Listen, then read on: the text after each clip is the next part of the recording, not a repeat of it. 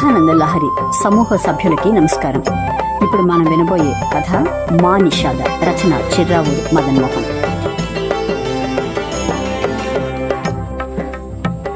బజార్ నుంచి లోపలికొస్తున్న సుబ్బారావు, బామ్మ ఆ సుతిలా పట్రావే అని అరిచాడు. సంచిలోంచి తను తెచ్చిన లెటర్ బాక్స్ బయటికి తీశాడు. బామ్మ తెచ్చిన సుత్తితో పక్కబాటా పిల్లలకు అందకుండా కొంచెం ఎత్తుగా ఓ మేకు కొట్టి దాన్ని తగిలించాడు. ఆ లెటర్ బాక్స్ వల్ల ఇప్పుడు ఆ వరండాకే ఒక కొత్త కళ వచ్చింది. సార్ పోస్ట్ మ్యాన్ ఓ శుభలేఖను అలవాటు ప్రకారం వరండాలో విసిరేసి బయటకు వెళ్ళిపోతున్నాడు. సుబ్బారావుకి అరికాలి మంట నెత్తికెక్కింది. చెట్టంత మనిషి తనెక్కడ ఉన్నాడని చూసుకు కూడా అలా విసిరేసి వెళ్ళిపోతాడా? అదీగాక ఆ రోజే తను ఎంతో శ్రమపడి ఓ లెటర్ బాక్స్ని అందంగా ఫిక్స్ చేశాడు. దాన్ని కూడా ఖాతరు చేయకుండా వెళ్ళిపోతాడా? అహం దెబ్బతిన్నది సుబ్బారావుకి. వెంటనే, అయ్యా పోస్ట్ మ్యాన్ గారు, ఇలా రండి పిలిచాడు సగం హేళనగా. అన్ని ఉత్తరాలు సరఫరా చేసి అసలే అర్జెంటుగా ఇంటికి వెళ్లాలనుకున్న పోస్ట్ మ్యాన్ సుబ్బారావు పిలుపు విని కొంచెం విసుగుతోని సైకిల్కు స్టాండ్ వేసి గేటు తెరుచుకుంటూ లోపలికి వచ్చాడు. ఏంటి సార్ పిలిచారు? ఇదిగో చూడండి, ఇవాళ నుంచి ఉత్తరాలు ఈ లెటర్ బాక్స్లో వెయ్యాలి, తెలిసిందా?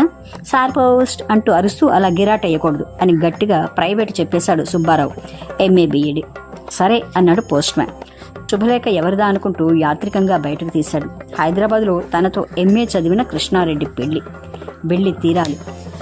అందులోనూ క్లాస్మేట్, రూమ్మేట్ కూడా. అదిగాక వాళ్ళ నాన్నకు అక్కడ ప్రభుత్వంలో కొంచెం పరపతి కూడా ఉంది. తను ఇప్పటిదాకా 4-5 ఇంటర్వ్యూలు అటెండ్ అయ్యాడు. ఎలాగైనా ఓ జూనియర్ కాలేజీలోనూ హై స్కూల్లోనూ ఉద్యోగం సంపాదించి సెటిల్ అయిపోవాలి అనుకుని కృష్ణుడిని చూడడానికి బయలుదేరిన కుచేలుడిలా బయలుదేరాడు సుబ్బారావు. పెళ్లికి 2 రోజుల ముందే వెళ్లి పెళ్లి పందిట్లో అన్ని పనులు చేసి మిత్రుడితో పాటు అతని తల్లిదండ్రుల ఆప్యాయతను 2 పొందాడు.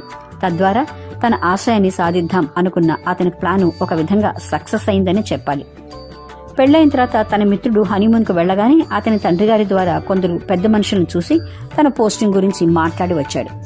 కొండంత ఆశతో ఇంటికి వచ్చిన సుబ్బారావుకు ఇంట్లో ఇంకో శుభవార్త కాచుకుని కూర్చుంది. గ్రామంలో తన బాబాయి కూతురు పెళ్లి. మూటాముల్లే సర్దుకుని బామ్మతో ప్రయాణమయ్యాడు సుబ్బారావు. ఇలా ఓ 4 రోజులు గడిచాయి. ఇంటికొచ్చిన సుబ్బారావు తన ముద్దుల లెటర్ బాక్స్ వంక చూశాడు. అందులో ఓ మగ ఓ ఆడపిచ్చుకల జంట హాయిగా కాపురం పెట్టాయి. స్నానం చేసొచ్చి తన ప్రేమైన లెటర్ బాక్స్ ను శుభ్రం చేయడానికి సంసిద్ధుడయ్యాడు సుబ్బారావు. ఇంతలో వాళ్ళ బామ్మ, ఒరే నీకు క్షేపం లాంటి గూడును పీకి పాపం కట్టుకోకురా అంది వెనక నుంచి. పోవే బామ్మ, నువ్వు నీ చాదస్తం అంటూ కొద్దిగా గడ్డిని పీకాడు సుబ్బారావు. లోపల నుండి ఓ చిన్న పిచ్చుక గుడ్డు కింద పడి పగిలిపోయింది.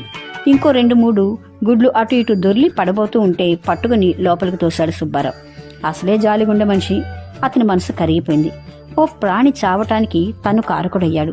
బాధతో సుబ్బారావు ఇక లెటర్ బాక్స్ జోలికి పోలేదు. దూరం నుంచి ఇదంతా గమనిస్తున్న ఆ పిచ్చుకల జంట సుబ్బారావును దీవించింది. ఓ వారం 10 రోజుల్లో కిచకిచ ధ్వనులు, కిలకిల రావాలు ఎంతో ముద్దుగా వినిపించాయి సుబ్బారావుకి. పెద్ద పిచ్చుకల జంట తమ పెరట్లోని అన్నం మెతుకులు ఏరటం, తమ పిల్లల నోట్లో పెట్టడం చూస్తుంటే సుబ్బారావుకు ప్రకృతిలోని ఏవో కొత్త అందాలు స్ఫురించాయి. బహుశా ఇలాగే కాకపోయినా ఒక విధంగా తనను తన తల్లిదండ్రులు ఈ విధంగానే ప్రేమతో పోషించి ఉంటారు కదా అనిపించిన సుబ్బారావుకి ఆ ప్రయత్నంగా కన్నీళ్లొచ్చాయి. ఆ రోజు సుబ్బారావు ఈజీ చైర్లో పడుకుని తన భవిష్యత్తు గురించి ఆలోచిస్తున్నాడు. తల్లి పిచ్చుగా వరండా ఎదురు గోడ మీద నుంచి కిచకిచ అరుస్తున్నది. పిల్లలు లెటర్ బాక్స్లో నుంచి జవాబిస్తున్నట్టుగా అరుస్తున్నాయి. కాసేపట్లో ఓ చిన్న పిచ్చుక పిల్ల మెల్లగా భయపడుతూ ఎగిరింది. ఆశ్చర్యం! ఎంతో విజయవంతంగా తల్లిని చేరుకుంది.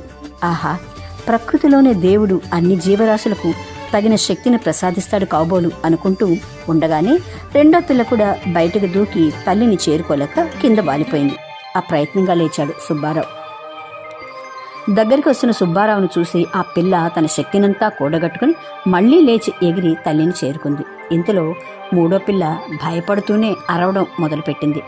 షేక్స్పియర్ రాసిన to be or not to be అన్న సన్నివేశం మనసులో మెదిలింది.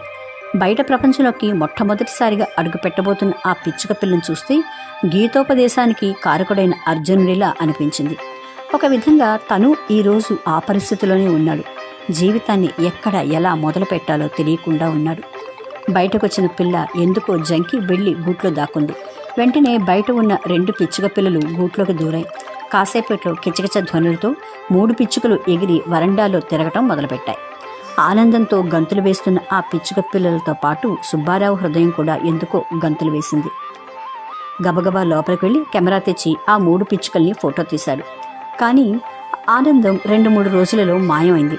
తన లెటర్ బాక్స్ గూడును వదిలి ఆ పిచ్చుకలో సంసారం ఎక్కడికో ఎగిరిపోయింది. ఆ గూడు ఖాళీ అయిపోయింది. ఆ రోజు ఆదివారం. పనేమీ లేకపోతే ఆ పోస్ట్ బాక్స్ను తీసి శుభ్రం చేయటానికి ఉపక్రమించాడు సుబ్బారావు. గడ్డి, గాదం, పుల్లలు, దూది, ఎండిపోయిన పిచ్చుక రెట్టలు తీసేశాడు సుబ్బారావు. అప్పుడు లోపలేదో చేతికి తగిలింది. తీసి చూడగానే గతుక్కుమన్నాడు సుబ్బారావు. అదేదో గవర్నమెంట్ కవరు. విప్పి చూస్తే అపాయింట్మెంట్ ఆర్డర్. డ్యూటీలో చేరవలసిన ఆఖరు తేదీ దాటి 15 రోజుల పైన కావస్తోంది. 1 నెల రోజుల క్రితం వచ్చిన కవరు. ఆ పిచ్చుకల గొడవలో అన్యాయంగా తన జీవితం బలి అయిపోయింది. తను చూపిన భూతదయ ఇప్పుడు భూతమయ్యి తనకే ఎదురు తిరిగింది. ఆ రోజంతా అప్సెట్ అయిపోయాడు. అపాయింట్మెంట్ లెటర్ను దాదాపు 60 సార్లు చదివి ఉంటాడు. ఆ రాత్రంతా నిద్రపట్టలేదు సుబ్బారావుకు. మర్నాడు వెళ్ళి ఆ జూనియర్ కాలేజ్ వారిని చూసి జరిగింది చెప్పాలనుకున్నాడు. తెల్లవారింది. సుబ్బారావు 8:30కి జూనియర్ కాలేజ్కి వెళ్ళాడు. ఇంకా ఎవరూ రాలేదు. 11 గంటలకు వచ్చిన ప్రిన్సిపల్ను మీట్ అయితే, అంతకు ముందటి శుక్రవారమే వేరెవరినో అపాయింట్మెంట్ చేశాము. అయినా ఆ మాత్రం పంక్చువాలిటీ లేని వాళ్ళు పిల్లలకు పాఠాలేం చెప్పగలరు? అది ఇది అని తనకే పాఠాలు చెప్పాడు. బిక్క ముఖంతో ఇంటి ముఖం పట్టాడు సుబ్బారావు. ఏసీ రూమ్లో లామినేట్ చేసి గోడకు అమర్చిన కలర్ ఫోటోనే చూస్తున్నాడు సుబ్బారావు.